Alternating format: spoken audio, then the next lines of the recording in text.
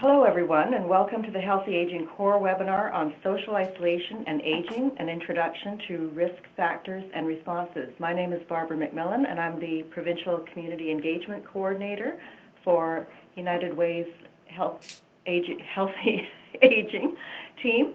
And I'm very happy to welcome you to this session today. We have over 100 participants registered. I'm not sure how many are actually on the line right now, but I think that's an indication of the importance of this topic in the community-based senior services sector. In fact, social isolation has become of increasing interest in many sectors and in many parts of the world in the last few years as more evidence emerges regarding its negative effects and, conversely, of the positive effects of social connectedness. We often hear about social connectedness as key determinants of health, and that the physical and mental health effects of social isolation are the equivalent of smoking 15 cigarettes a day. I think that's being very commonly used these days, and you've probably all heard that. But today we'll hear from our presenters about why this is, about factors that contribute to social isolation, risk factors and protective factors, and from several different perspectives. It's a big topic, and we only have 60 minutes, so this is very much an introduction.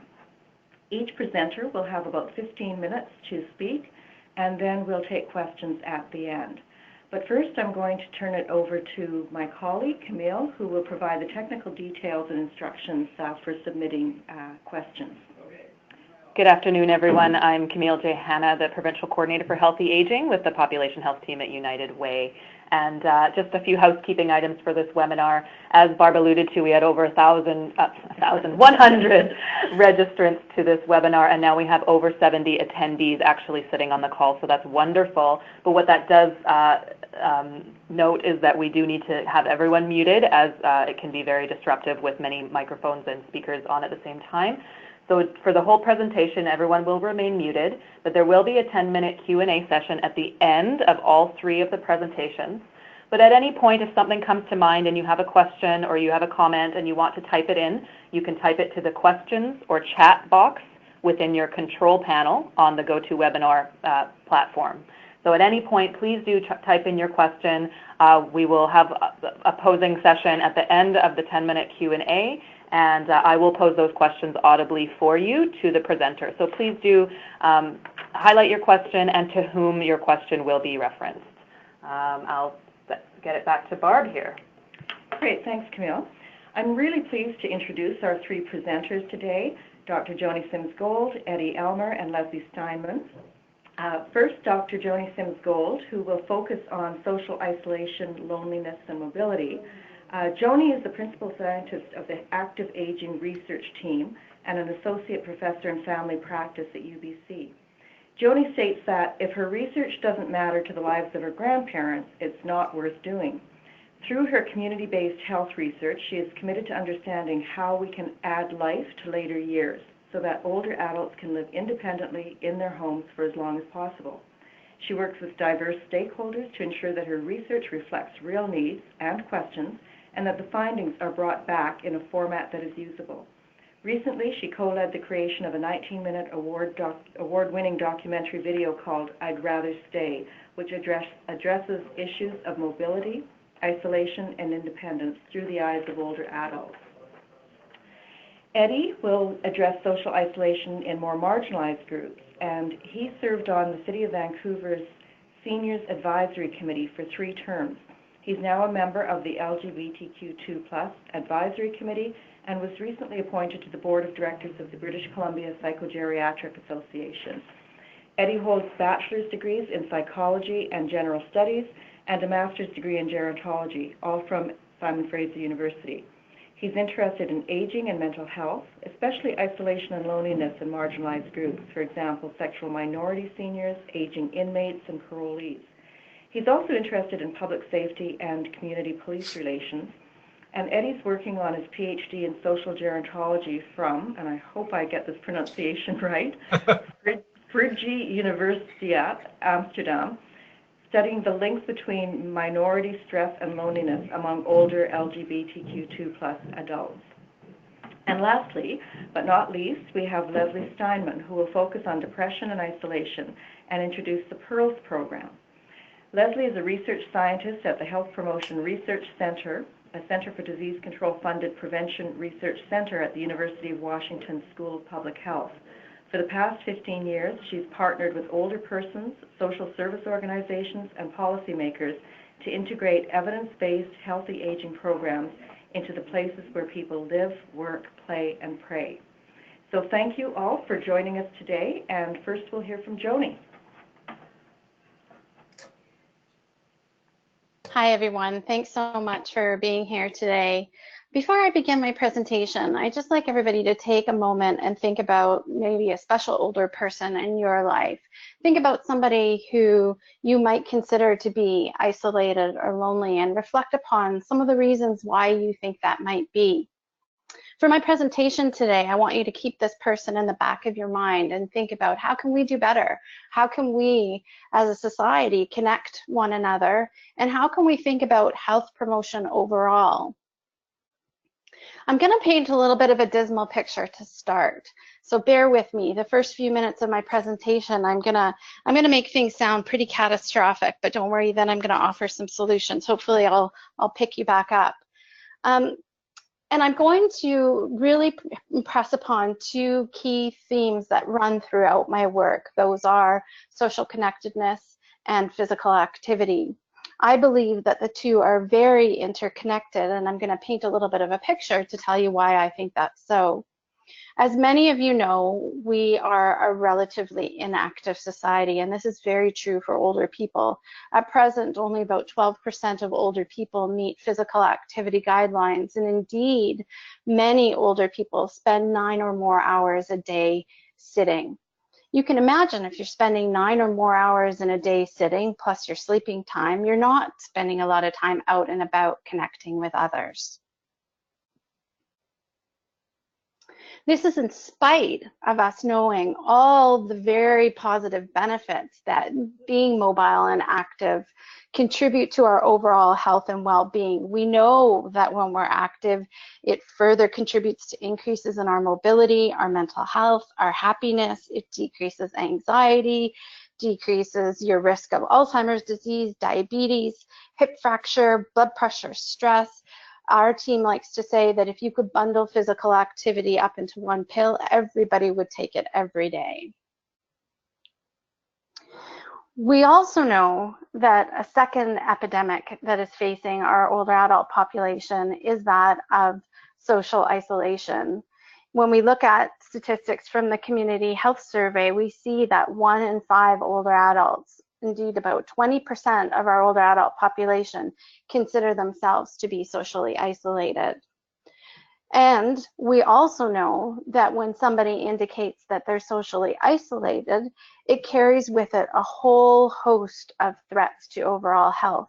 In a recent systematic review, those who indicated that they were socially isolated had a 24% chance of dying of all-cause mortality. It's pretty significant.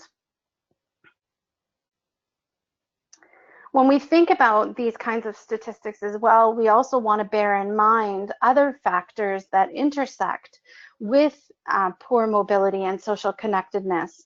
So for example, those who are of low income and older adults, which are a large percentage of older adults, we know that it influences their availability of social supports, access to housing, to services and destinations. And again, all of these factors impede on people's ability to get out and about and to connect with others. We also know that for those people who are socially engaged or disengaged, that it really trumps all other aspects of health. So for those who are the most socially disengaged, they are in poorer health, have poorer functionability, and often do not get out and about as much as their counterparts. We know that loneliness predicts utilization of healthcare service at a vast rate. And I'm not going to get into the differences and definitions between social isolation, connectedness, and loneliness, because I know my colleagues on the phone are going to do that a little bit later. I'm using them somewhat interchangeably, although they're not interchangeable terms. But we know that disconnection and loneliness predicts poor health and increased utilization of healthcare services, just the same way that being physically inactive does. Okay, so let's paint a bit of a more optimistic picture. There are things that we can do to improve connectedness and our levels of physical activity. And our research team has really been focused on 3 central tenets of improving health and mobility and connectedness. We work to prevent mobility, disability, and loneliness and other mental health problems. We do this through enhancing opportunities for physical, social connectedness through the provision of information training and evidence-based, community-based initiatives. And I'll just draw your attention to this line, evidence-based, community-based initiatives. Oftentimes, we implement programs that we believe are a good idea, but don't necessarily have the evidence to support their efficacy. And what we are seeing now within the scientific literature is that there is a burgeoning body of literature that highlights a number of community-based interventions that are effective for increasing physical activity and social connectedness. So there is a template on how to do this in the community. The third aim of our team is to build local level community capacity to respond to seniors' needs to be physically active and connected. Very often in my conversations with those in the not-for-profit sector, there's of course a real press for priorities and resources. And while everybody understands that physical activity and connectedness are important aspects of all programs, not everybody has the capacity to do that. And the goal of our team has been to really help and support capacity of community-based organizations in order to provide these types of programs for older people in your community. I'm going to highlight one such initiative that my team's been very engaged with over the last 4 years, and some of you on the phone may have heard of Choose to Move. Choose to Move indeed is one of these programs that is evidence-based, shown to work in the community with older adults to increase physical activity and social connectedness. Choose to Move is a choice-based program. So what that means is that older people who join Choose to Move get to pick what they want to do. We call it a wraparound program, so they can identify different activities that are going on in their community.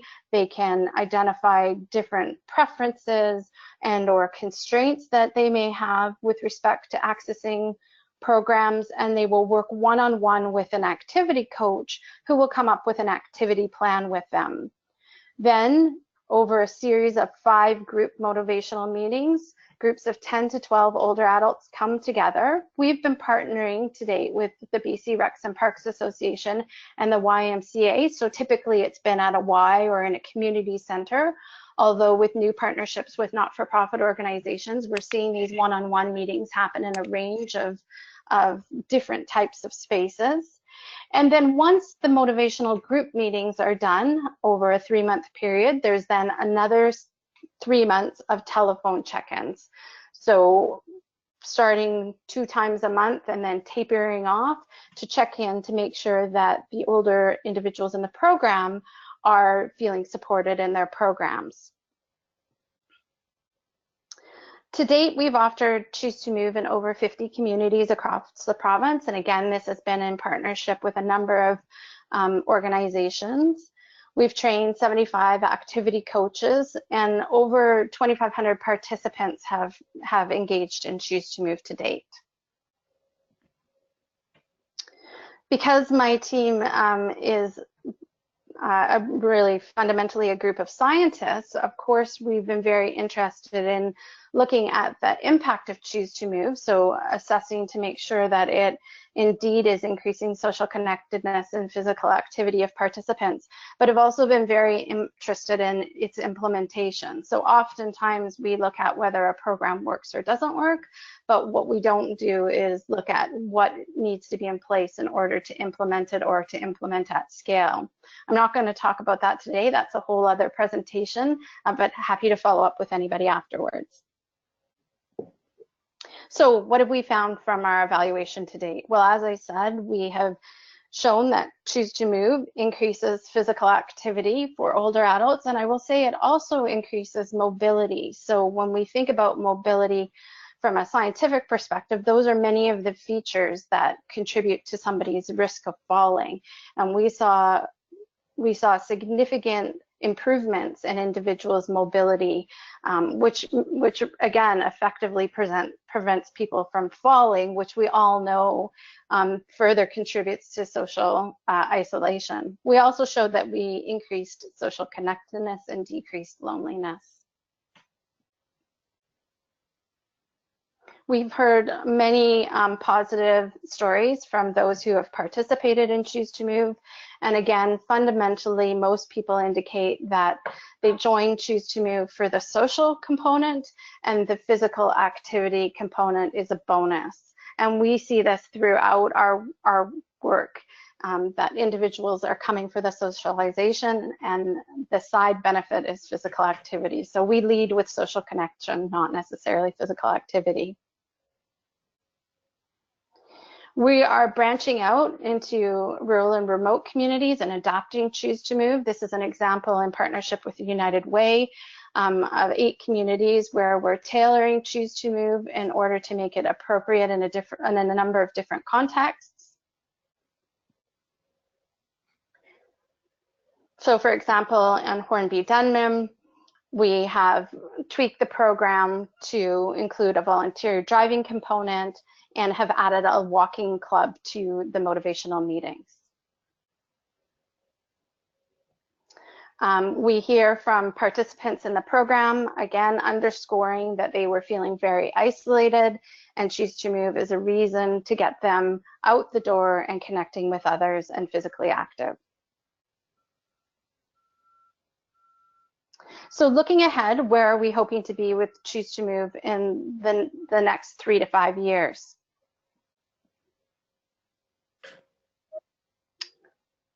We plan to deliver over 700 programs to upwards of 8,000 participants across the province, but of course we can't do this without partnerships with other NGOs and community-based organizations. So again, if Choose to Move sounds like something you might be interested in your community, I would encourage you to go on our website, take a look at Choose to Move, and reach out to our team. And in closing, you don't just need a program to increase physical activity and social connectedness. One of our team members, Dr. Thea Franke, has been doing work looking at everyday encounters for older adults, and what she's been finding in the context of her work is that they don't even have to be deep, meaningful connections in order to increase people's feelings of connectedness. A simple hello or superficial contact that you might have, say, with a member of a group and Choose to Move improves people's connectedness.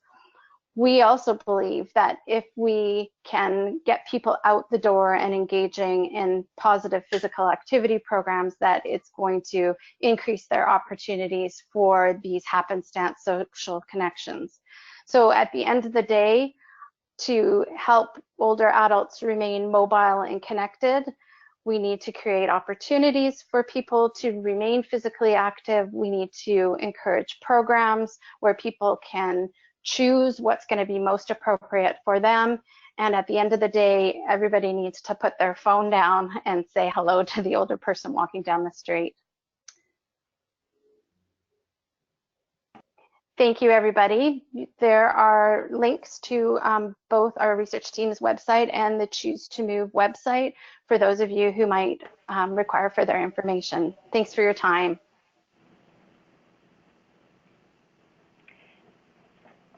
Thanks very much, Joanie. And now we're going to turn to Eddie. Okay, thank you everyone for tuning in today.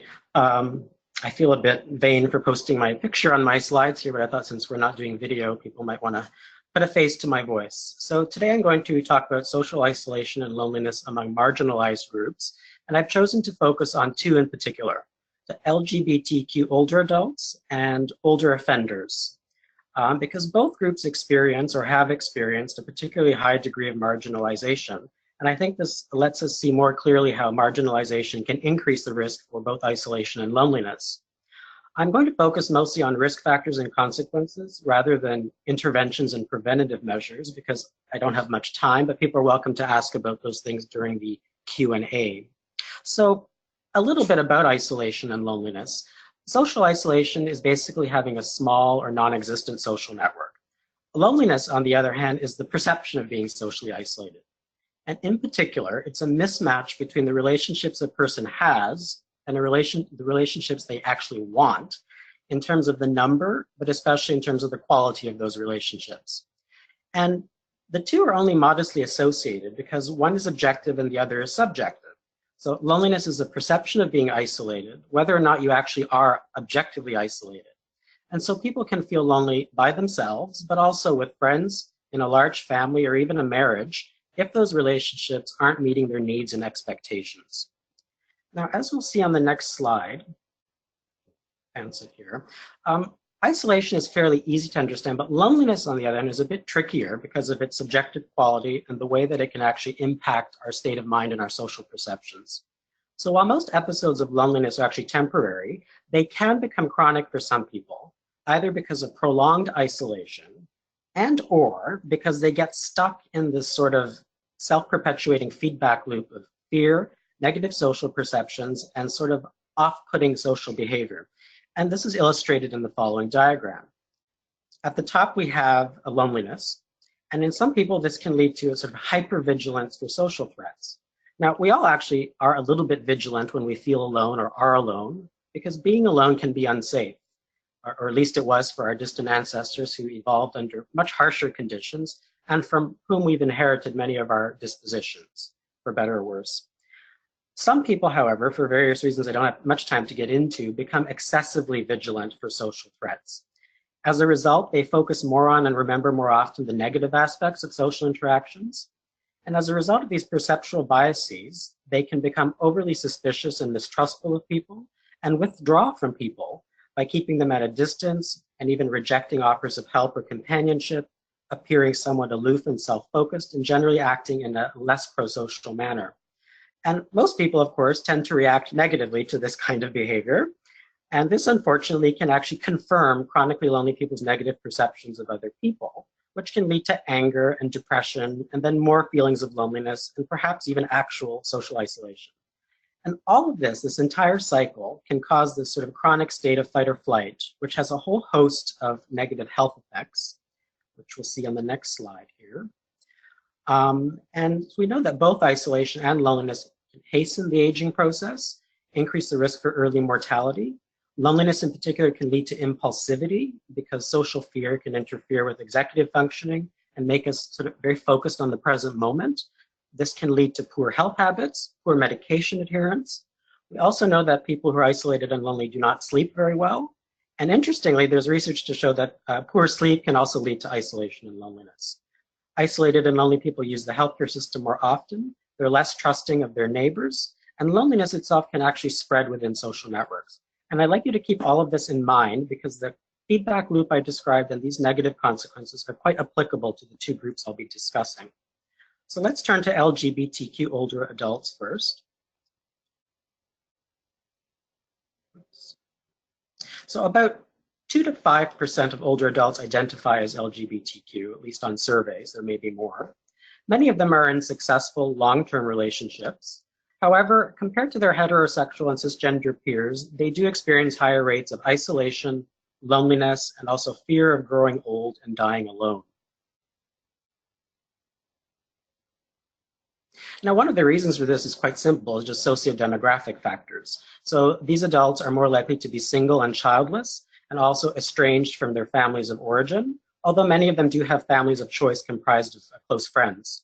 And also LGBTQ older adults just have a smaller pool of potential partners from whom to choose. Heterosexual and cisgender people have 95% of the population to choose from, but sexual minority and gender minority adults just have a smaller pool to fish in, so to speak. So it's just harder to meet people.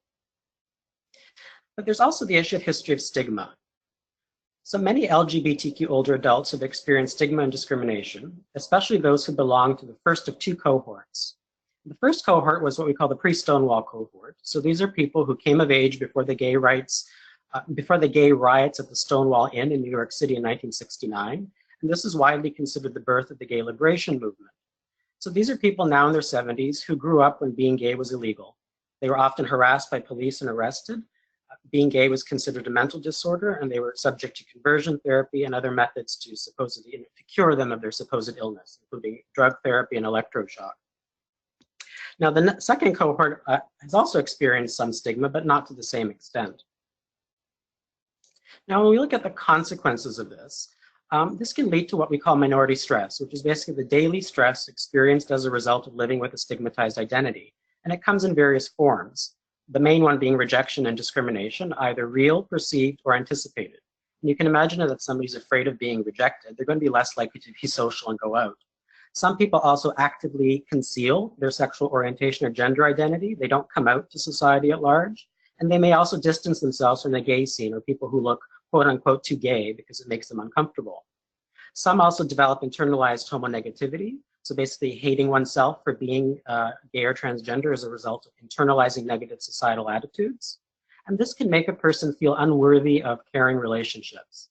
And also, if they believe that same-sex relationships are bad or not sustainable, this can put a strain on those relationships. So partners, for example, might develop attachment anxiety or mistrust one another or feel intense shame about their relationship and hide it from other people. Stigma can also lead to rejection sensitivity, and this is sort of oversensitivity to perceived rejection. So they often infer rejection where none may actually exist, and as a result, they keep people at a distance and don't take social risks. All of these factors can increase the likelihood that a person will be isolated and lonely in the first place, but they also increase the likelihood that temporary isolation or loneliness can become chronic. So for example, a person who's concealing their orientation may withdraw socially, but the rejection sensitivity due to stigma will increase the likelihood of social misperceptions and aversive behaviors, which can exacerbate the misperceptions and aversive behaviors caused by loneliness itself, as we saw in my diagram earlier. So they have a bit of a double whammy effect. And also, I should note that some people, even if they don't experience any stigma, they may feel isolated and lonely because they just feel different from other people. Now, other consequences of stigma include estrangement from the church. And for a lot of older people, church is an important source of social support, but many have had bad experiences with the church. Fortunately, this is changing as churches become more accepting. Stigma can also lead to fear of accessing healthcare services, especially for people who've had bad experiences with the health profession. It can lead to self-neglect, poverty, housing insecurity, lack of LGBT-specific housing, and discrimination in residential care. And we can think about all the ways that this can contribute to isolation and loneliness. Now, in addition to the stress caused by stigma and oppression from the broader society, there are also issues within the LGBT community itself that can contribute to isolation and loneliness. Particularly in the gay male community, there's a tremendous premium placed on physical appearance and youthfulness, as reflected very clearly in the popular gay press. And this can lead to quite a bit of ageism. And we know that in contrast to young people, older people are not very well represented in the gay press. And when they are, it's often the younger old ones. And these are often exceptionally good-looking people. I'm going to pick up here of Anderson Cooper as an example. Other sources of discrimination are what we call femphobia. So there's a tremendous discrimination against men who are effeminate in some way. There's overt racism, particularly in online contexts. There's discrimination against people who are HIV positive. And there's also just unreasonable standards as well. People have very, very long lists of standards that they need their potential partners to meet. And this can lead to quite a bit of disappointment and loneliness. All of this can contribute to what we call double discrimination. So people experience discrimination from society at large, but then they also experience it from within their own community, which can be extremely isolating for people. And there's also, I should note, the loss of traditional gay spaces due to technological changes and greater social integration of LGBTQ people with the general population. So some have suggested that we don't really need any more segregated gay spaces, but this can leave some people feeling left behind if they're not technologically adept or they're more used to meeting people in person. So my final slide for this group is about the consequences of isolation and loneliness. And one of them is, in addition to the stigma of being an LGBTQ person, loneliness itself is also highly stigmatized. It's often perceived as a sign that there's something wrong with the person. And this is especially so if they're LGBTQ, because people see that their loneliness may be a confirmation that there's something inherently wrong with being gay or transgender. And people within the community might also look down on lonely people, thinking there must be something wrong with them if they can't find friends in the community because it's just so easy. But as we know, people can feel lonely even if they do have friends. It's also, isolation and loneliness can contribute to impulsivity. So when we're lonely, we become emotionally dysregulated and have a harder time with self-control. We also become depressed and want to improve our mood right away. So this can lead to substance misuse, poor health behaviors, and even unsafe sex. And also, there's additional rejection sensitivity on top of the rejection sensitivity caused by minority stress. And some older, lonely and isolated older LGBTQ adults may use the healthcare system actually less often if they fear healthcare providers. And all of this, of course, contributes to an added burden on aging. We know that isolation and loneliness increase the risk for chronic health conditions, but older LGBTQ adults already have more chronic health conditions than the general population. And loneliness also tends to spread quite quickly in fairly closed social networks. And the LGBT community is quite a smaller, more closed network. So now I'm going to turn very quickly to loneliness and isolation among federal offenders. A lot of people raise their eyebrows. They wonder why I'm interested in this group, but it's quite a fascinating group. And there's two groups that are at risk for isolation and loneliness. There's those who are in prison and those who are serving a sentence in the community. So people on day parole, full parole, or a long-term supervision order. Now, quickly, I wanted to say, why should we care? A lot of people say these are hardened criminals. They deserve to be isolated and lonely. And I should note that one of the goals of sentencing isn't just punishment. It's also rehabilitation and reintegration. And a lot of these people, even the older ones, will at some point be released from prison. And we don't want them worse off going out than when they came in, because that increases the risk for reoffending. And we also know that people who don't have social connections outside of the prison are just less likely to be successful on parole, and they're more likely to return to prison. It's also very expensive to take care of older people in prison, and if they're lonely and isolated, they're going to be even more difficult because they have more health problems. Loneliness and isolation affect family members. Importantly, there's also a duty of the state to take care of people. We should think of prison as punishment. It shouldn't be for additional punishment. Not all people are in jail for violent crimes. Some come from disadvantaged backgrounds. Others are wrongfully convicted. And I think there's also a human rights issue and one of compassion that we should consider. So in terms of who the federal offenders are, Correctional Service Canada defines them as anybody over 50 plus, because they tend to age faster than the general population. They have more chronic conditions than their non-offender peers of the same age. And this may be due to a criminal lifestyle, impulsivity and poor health habits, substance abuse, or the conditions of confinement. At present, about a quarter of people in prison and 40% of those in the community are over 50 plus, and these numbers are steadily rising. And some of the reasons for this are just increased life expectancy, so there may be an accumulation of people with life sentences. There's also a rise in convictions for people convicted of historical offenses, so people who committed rape or incest when they were younger. So Bill Cosby, as an example, comes to mind. There's also an increase in minimum mandatory sentences, consecutive sentences, and perhaps even some people in some countries purposely seeking prison, as we see on this next slide here. Now, what are the causes of isolation and loneliness in this population? One of them is conditions of confinement.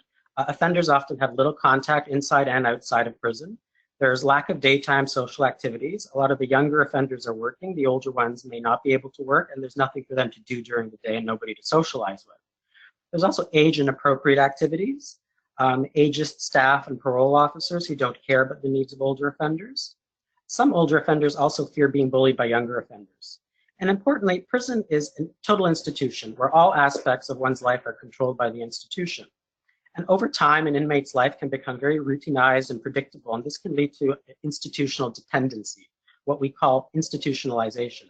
And this can lead to a lack of interest in the outside world or in starting fresh, social alienation and withdrawal, hypervigilance and suspicion and interpersonal distrust, and also diminished sense of self-worth and personal value. And all of this can obviously interfere with relationships. Another consequence is also prisonization, which is the incorporation of the exploitative norms of prison culture, which is definitely not good for relationships. There's also inadequate mental health services in prison, and also the use of solitary confinement. Other barriers are, there are barriers to communication with friends and family. So prisons are often in remote areas that are hard to access. There's inadequate visiting spaces.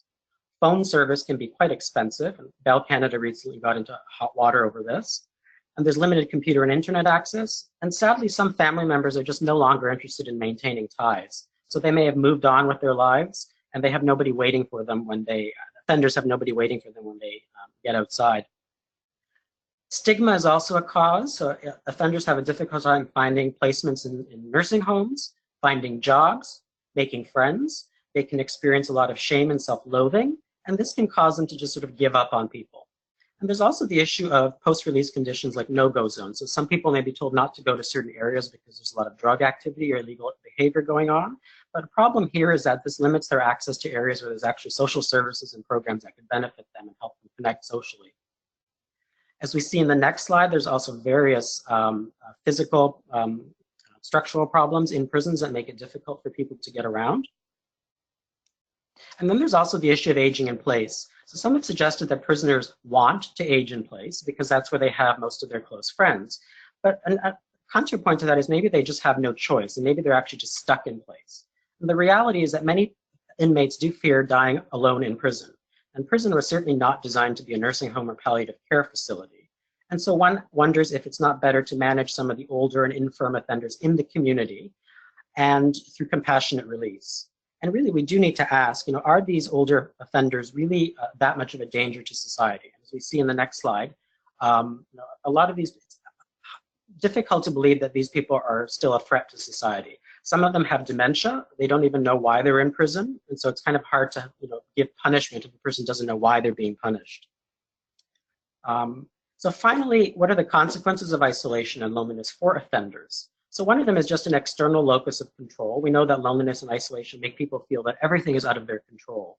As a result, they no longer self-advocate, and for prisoners, it can lead to just more institutional dependency. This can lead to accelerated aging and cognitive decline on top of the accelerated aging caused by a criminal lifestyle. It can lead to self-focus and lack of empathy, and some offenders already have these problems going into prison, so isolation and loneliness can make this worse. It can also lead to suspiciousness, impulsivity, low self-esteem, hopelessness, and depression. And given that prison is a closed system, loneliness can be quite contagious. They also make it difficult for people to integrate socially on the outside, and this can eventually lead to social withdrawal and an increase in risk for reoffending. And sadly, some people may actually self-sabotage, so they do things to actually send themselves back into prison. So thank you for listening. If you need more information, I encourage you to visit seniorsloneliness.ca and also read this great report from the Correctional Investigator of Canada. Thanks, Eddie. And just a reminder, if people have questions, to type them into the text box, and we will get to them towards the end of the session. But first, we'll hear from Leslie. Thanks, everyone, and thanks for the opportunity to join you today and with these incredible presenters. And I'm really going to be focusing on the relationship between depression and low social connectedness and talk about one possible model for improving social connectedness among older adults who are living with depression. But first, it takes a village to do this work, and as other presenters on the call today have shared, we're really guided by the older folks that we work with, our community partners. I largely work with social service organizations and other non-traditional mental health settings. We work with policymakers and funders to really try to sustain and support this work and expand it and bring it to scale. Our research partners, and really guided by our family. I like Joanie's intro about if your grandparents using them as a bar to do the work you're doing. For me, I use my mother and mother-in-law and my children to guide what can we do now to improve social connectedness for those who are currently aging, and then our children who will be aging in the not so distant future. So first, let's talk about the relationship of depression and social connectedness in older adults. And there's some images here. What's interesting is if you Google these two terms, you find very similar images of people looking alone, looking often out a window, looking sad. And so there's a lot of relationships between these two things, but they're also distinct issues. And so I want to talk a little bit about how they're related, similar risk factors and consequences, as well as talk about how they're distinct. So first, late life depression is really a key public health issue. We know approximately 1 in 5 older persons are living with depression, and that these rates really increase for people who are socially disadvantaged, such as those who are isolated, living with multiple chronic conditions, living in poverty, and with some of the physical limitations that Joanie described earlier. We also see many people living with multiple marginalizations, so intersectionality is really key here. Many people are living with multiple factors that increase their risk. We also know that about half the people who are older living with depression are really depressed for the first time when they're older, so they're not aging with depression, and this is the first time they're experiencing their depression. Depression impacts our lives across the board, from quality of life and functional impairment to how we manage our other chronic conditions such as diabetes and hypertension. It can really increase cost of care and utilization of care for both people and society, and really can increase risk of death, particularly suicide rates for older men living with depression. So some myths and misconceptions about late life depression is we know that compared to younger adults, that late life depression really is not symptomatically different, though we may see more somatic symptoms such as fatigue or sleep issues more prevalent with older adults.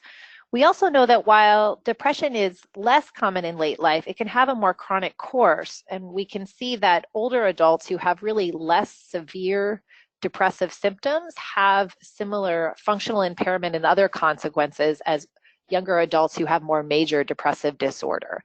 We also know that older adults really can respond to treatment as well as younger adults. We sometimes see some differences in the effectiveness of antidepressants later in life, but we also do see that older age can be a favorable predictor of electroconvulsive therapy, which is important for major depression treatment for some people with hard to treat depression.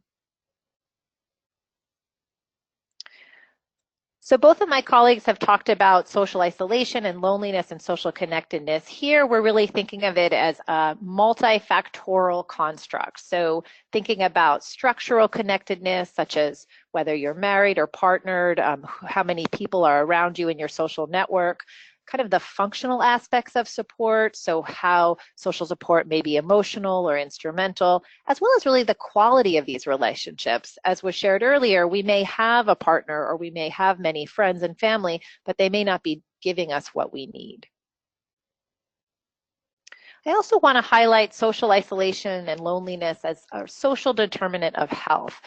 So on the left here, you see that social integration and support systems, as well as community engagement, discrimination, and stress really fall under our community and social context. So it's not just an individual who is isolated, but that we live in societies that are isolating, particularly as we age.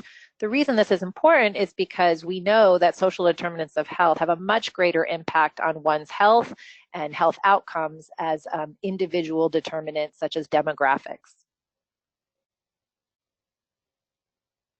We know that depression and low social connectedness have similar risk factors. So these include loss, which could be a loss of a loved one, a loss of hearing or vision, a loss of a sense of purpose. Stress or major life changes can lead to both depression and low social connectedness. And these can be moving into an institution, providing full-time caregiving for a spouse or partner, and retiring from a job that gave meaning to one's life. Chronic medical conditions and substance use also lead to depression and low social connectedness. And then the social determinants of health that I spoke of earlier, things such as food insecurity, poverty, and other social disadvantages. We also see similar health consequences that my colleagues have spoken about today. So both depression and low social connectedness can lead to increased risk for other chronic conditions, for falls, for using the healthcare system, both use and cost, as well as death. As Barbara and Camille introduced, the oft-quoted statistic now is that being isolated is equivalent in your risk of death as smoking 15 cigarettes a day. The difference is, though, is we don't have a lot of public health interventions for social connectedness like we do for smoking. So it's important to think also about depression and low social connectedness as risk factors or consequences of each other. So we do know that functional support is more strongly associated with depression than structural support when we look at the literature on older adults.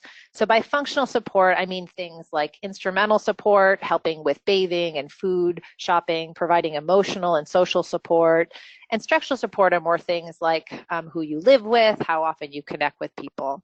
We also know that really the relationship between depression and low social connectedness can vary depending on different populations. So my previous presenter, Eddie, talked about the LGBTQ community, and here we see these families of choice that may look different from biological families in terms of not just the provision of support, but really the quality and function of the support provided. In immigrant communities, we often see that people may be separated from their families, but provide meaningful support to similar immigrants in terms of their level of acculturation when they immigrated to this country and where they're currently residing. Interestingly, there's recent literature that describes social isolation and loneliness as a symptom of depression. So on the left-hand side, you see the criteria for depression as established by the Diagnostic Statistical Manual. And on the right-hand side, you see results from a qualitative review that looked at what are symptoms of depression around the world. And social isolation was by far identified as the most common symptom people describe when talking about depression that isn't actually measured when screening for depression using the official criteria on the left.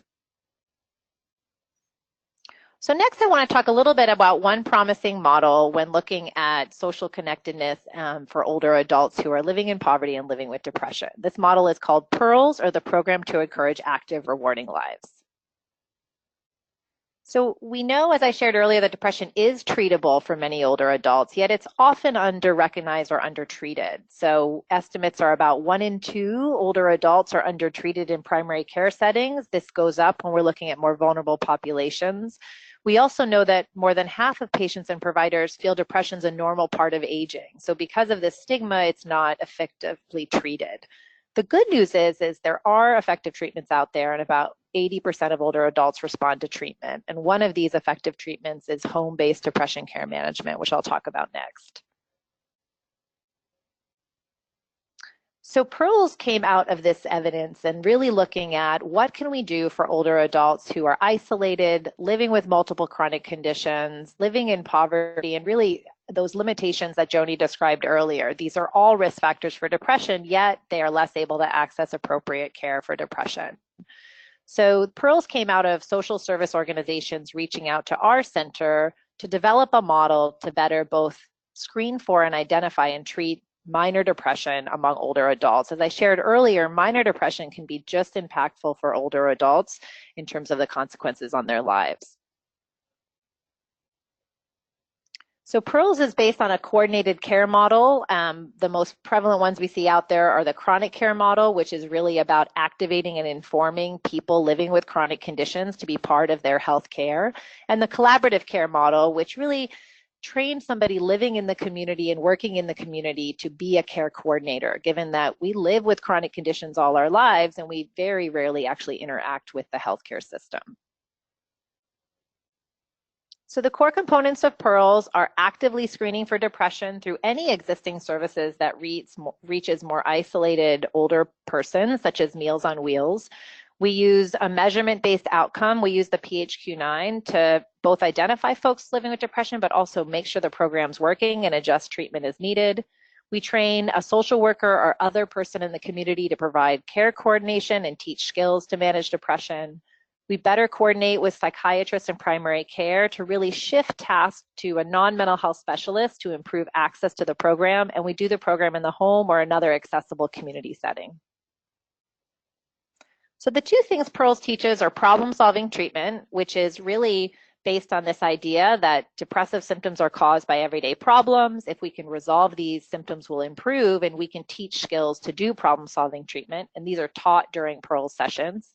And the next treatment is called behavioral activation. This is under the premise that really people who are feeling bad stop to do things. And I think Joanie described this well at the beginning, talking about people who have mobility limitations. So with behavioral activation, you plan social, physical, and pleasant activities, even if you don't feel like it, and then doing meaningful activities, you start to feel better. So the original research with PEARLS was very effective. We found people who did pearls compared to usual care, which could include antidepressants or other therapies, had a real significant improvement in their depressive symptoms as well as reductions in the hospitalizations. The best way to talk about pearls is through a client story. This is Maria. With pearls, she said, "I feel brand new. I no longer feel like my problems are impossible." So she came to pearls with severe depression, with really no income, living with a neglectful daughter, experiencing stress and high blood pressure, and feeling isolated. Over the course of problem solving and behavioral activation, she's now receiving monthly Social Security benefits. She's getting connected to senior housing, finding a way to monitor her blood pressure, and getting a cell phone to stay in touch with family and friends. Little is known about really how to increase social connectedness for older persons with depression. As Joanie shared, there are some evidence-based interventions out there, but there can't be really one-size-fits-all intervention because, like depression, it looks and feels different for different people. So public health interventions really need to think about how can I improve social skills, social support, social interactions, or social cognition, but not have a one-size-fits-all because somebody may be looking for companionship while another person may be looking for improving the quality of their existing relationships with their family. So successful interventions are those that really identify people who are isolated, that match programs to people's beliefs, strengths, and needs, that offer the flexibility and choice, but and also provide a way to connect to programs. We also know effective programs really enhance self-esteem and personal control. So what we're doing now is a study of whether pearls can really help improve social connectedness for low-income older adults living with depression. So we're doing a mixed method study where we're looking at qualitatively how are older adults living in poverty experiencing social connectedness and depression, and then quantitatively, can older adults in pearls improve their social connectedness? The study is taking place in the United States with 5 very diverse settings and contexts and populations to really maximize learning and fit to different populations. So far, we've learned that social connectedness is really important to talk about when you first engage with an older person living with depression. Preliminary findings suggest better quality and functional support using these different measures listed here after they participate in pearls. And we're currently in the process of conducting 40 in-depth interviews to really learn different stories about how pearls can improve social connectedness, but really what other supports and services are needed, like some of the programs talked about today. So here's more information if you want to learn more about the program. There's a website there you can check out. And then the rest of my slides are really resources and references from today. So I look forward to the questions and answers, and I'm happy to be a resource going forward. Thanks for the opportunity to be here today. Thanks so much, Leslie. We're going to turn to the questions now, but before we do, I just wanted to note that a few of the questions centered around whether the slides and webinar would be available. And yes, it will be archived on the CORE website. That's healthyagingcore.ca. And we'll feature it also in tomorrow's Healthy Aging Core newsletter and a link to the webinar. And if you're not already getting the Healthy Aging Core newsletter, then please go to healthyagingcore.ca and scroll to the bottom of the page and you can sign up for it. So just in terms of the questions, we'll start with some of the easier ones, I think. And a question is regarding the statistics on social isolation and loneliness and whether these are all Canadian numbers. So maybe Joanie can answer that question. No, the recent systematic review came out of the US, and a lot of our statistics on social isolation and connectedness come from the US or the UK. The UK has been a real leader in research on social connectedness and lonely, and of course, as we know, is the forefront in terms of policy with their appointment of the Minister of Loneliness. Okay, thanks, Joanie. And while we've got you, another question is, how might a community get connected to choose to move? The best thing to do would be to contact me directly, and we can begin that conversation. Great, okay. And the contact information for each of the presenters are on the slides. and so you'll be able to contact anyone there. That was another one of the questions. Here's a question for Eddie. Someone is wondering if our prison system would release someone because it has reached a specific age as their probability of committing crime is low, especially if the prisoner needs assisted living type of care. Well, my understanding is Correctional Service of Canada does offer compassionate release. They don't make the decision independently. They make it with the National Parole Board, and they will do an assessment to see if the person's risk can be managed in the community. One of the issues that was identified by the recent Correctional Investigators report is that it can take quite a long time for the Parole Board to get the assessment reports from Correctional Service. And one of the reasons is parole officers sometimes quite a bit of turnover, and somebody may not be familiar with the offender's case, so they need to take more time to assess everything and write up a report. And so people who are maybe eligible for compassionate release often have to wait a really long time, and I suspect that some of them may actually die in prison before they actually get compassionate release. Great, thanks, Eddie. And the report that Eddie noted in his slides is featured on as one of the resources on CORE if people wanted to get into more depth on this topic. Now, I'm not sure who to direct these next two questions to, but I'll read them. There's two related questions, and we'll see who jumps up to answer them. So someone wants to know, are there any suggestions for a population-level indicator for a community-wide strategy that strives to move the needle on the social isolation or social connectedness of seniors? And subsequently, the next question is, do you have a favorite tool or indicator for measuring the impact of a program or intervention on participant loneliness?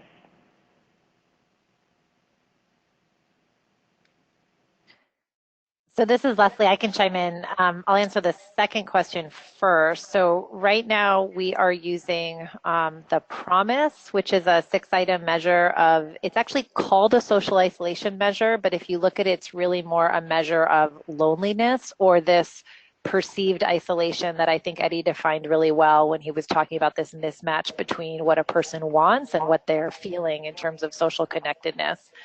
It's freely available. And I'm happy to, it's listed on my slide, but I'm happy to share links to it if folks would like.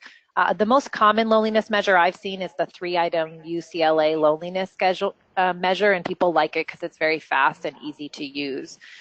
In terms of population level indicators, I don't know of any. I think this is where the definition of what you're looking at becomes really important, because often the population level statistics are based on more quantitative measures of isolation, like the percentage of people who live alone or the percentage of people that are married or partnered, and they don't really look at things like loneliness or perceived isolation. So I think that's something that's really missing from a lot of our population level surveys that are currently out there.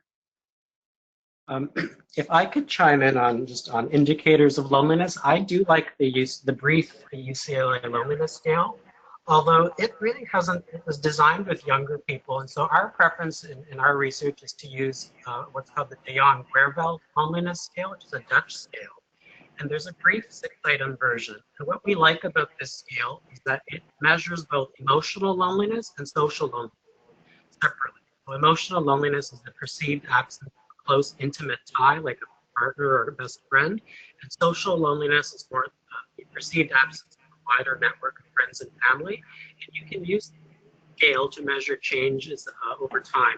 They have been used successfully in some loneliness intervention. Okay. Thanks, Eddie. One last quick question here. What experience have you had on, anyone have tips on elders resisting engagement? I'll chime in again. I wanted to mention there's a wonderful program or strategy called EASE by John Cacioppo, who's the sort of loneliness guru who sadly recently passed. And this basically involves encouraging older people, or really anybody who's feeling isolated or lonely, to gradually ease themselves back into social life, because as I described earlier, people can become very fearful of other people when they're feeling isolated or lonely. And if they immerse themselves into a lot of social contact, that can just reinforce their fear. But if they can do little things to gradually work their way up into social connections, so even simple trivial things like saying hello to a cashier, smiling to someone on the street, saying hello or nodding to somebody in the elevator, that can be really positive, because usually people will respond positively to that, in some cities more than others. And that can just gradually shift people's negative social perceptions and make them realize, okay, people aren't scary, people aren't bad, they're not judging me. So I really am a fan of just these sort of small social interactions that Joanie mentioned. They can be really beneficial.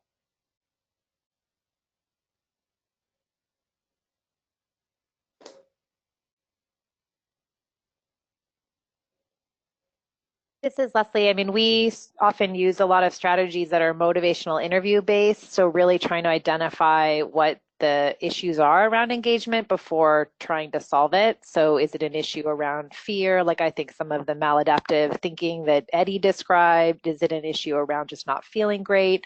So kind of really identifying what is important to the older person you're trying to engage and what the issues are or barriers are before moving to engagement. I really liked Eddie's suggestion. I think that's a lot of the approach we use with treating depression is, not waiting till you feel like being connected to connect, but trying little strategies that seem appropriate and meaningful to you, and then using that as a way to start to feel more and more comfortable connecting.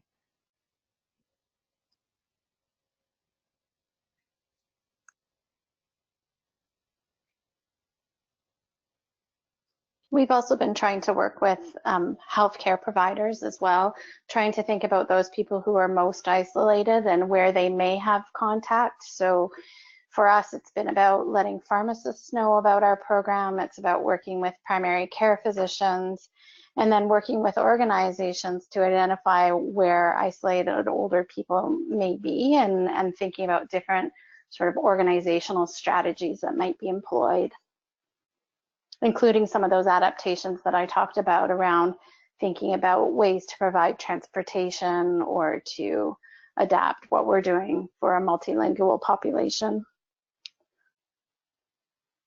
Great, thank you.